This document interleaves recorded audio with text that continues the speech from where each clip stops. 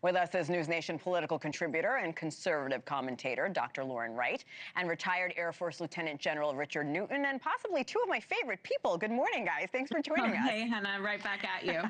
Lauren, Good morning. I'll second that. Good morning. Lauren, I will start with you. Significant progress, no deal, though, when it comes to Ukraine. What are your initial thoughts on what you watched and heard the two men say? Well, I think a deal would have been a pretty high bar to come out of this meeting. I haven't heard a lot of analysts that were hopeful about that heading into the Alaska summit.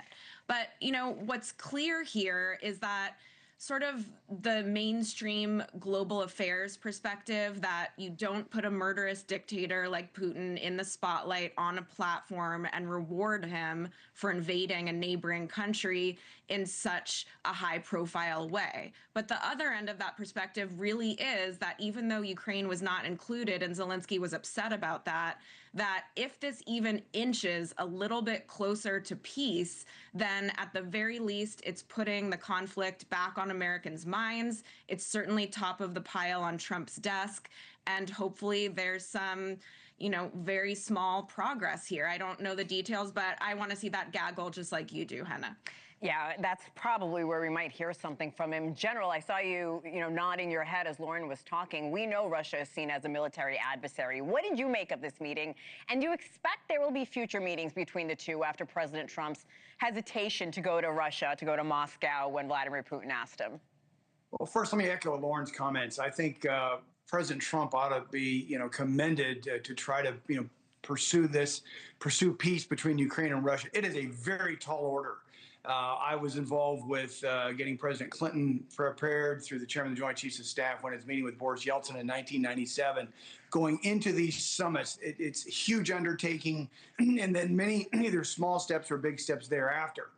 But in this case, again, I think what President Trump has at least started is formal public dialogue between President Putin and himself. But next, what's going to be key here? Let's look forward. Certainly is going to be through the Sunday morning talk shows tomorrow, but then what will be then the ensuing discussion between him and President Zelensky in the Oval Office? A much different situation, Hannah, than we saw back in February in that famous Oval Office meeting between him and President Trump, and then J.D. Vance chiming in.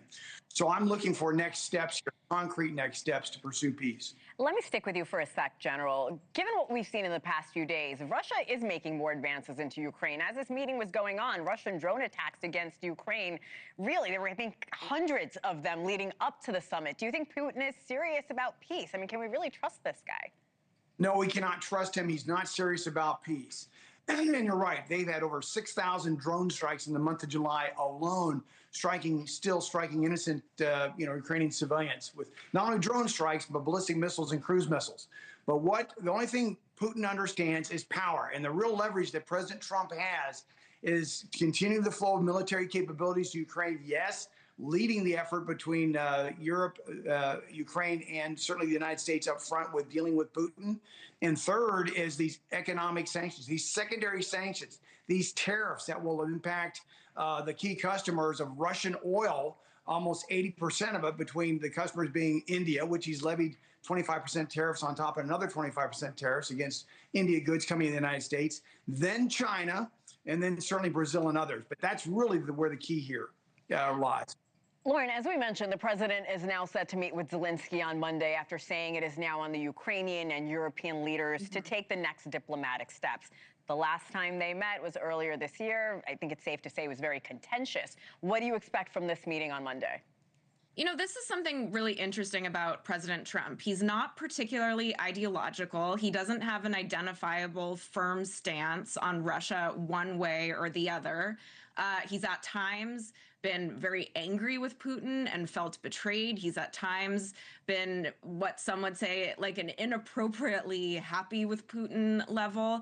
And I think the same goes for Zelensky. From a style perspective and from a political perspective, he's sometimes very good at wiping the slate clean. And so the fact that no one knows what to expect is probably advantageous for the U.S. And the fact that he's able to put the history aside, as disturbing as the history may be, could be good for negotiations. So I really don't think anyone knows what to expect with this president. General, Trump threatening severe consequences if the war is not ended. We heard Hena say he doesn't even want a ceasefire anymore. He wants to go straight to a peace deal. Talk about whether this could go beyond economic sanctions. What more could the Pentagon do without U.S. troops on the ground? Well, first and foremost, we can keep the offensive military capabilities provided to Ukraine, keep that flow going. I would advocate for additional F-16s that are already there in Ukraine. That provides for air defense of Ukrainian air sovereignty. I would also advocate for European nations to get ready to provide boots on the ground should a deal come forward, if on the periphery of the borders, but perhaps inside Ukraine, to provide for training of Ukrainian forces, those type of things. I would advocate for the use of enhanced offensive cyber capabilities to thwart any, in that domain, cyber domain particularly. And then I would also commit to Ukraine long term, not necessarily a NATO membership, but perhaps a NATO-like membership, Article 5, like should an attack be made on Ukraine, that impacts the rest of Europe. Finally, what I would advocate for is perhaps a pathway, maybe not to NATO at this point, but perhaps to the European Union. Lauren, weigh in here. I happen to agree with all of that. I mean, Putin does only understand strength. And this is something of an American principle that I think we need to stand by. You cannot invade a sovereign neighbor and expect no consequences.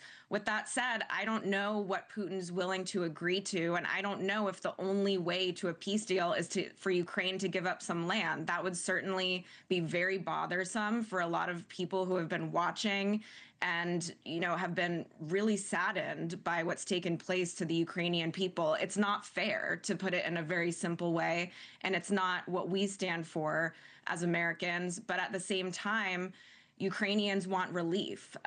They are pretty horrified by what's happened to them, and they are weary of more war. And they're certainly not happy with the exchange between Putin and Trump this morning. No. Dr. Lauren Wright, Lieutenant General Richard Newton, always a pleasure to have you on. Thank you again. Thank you. Good morning.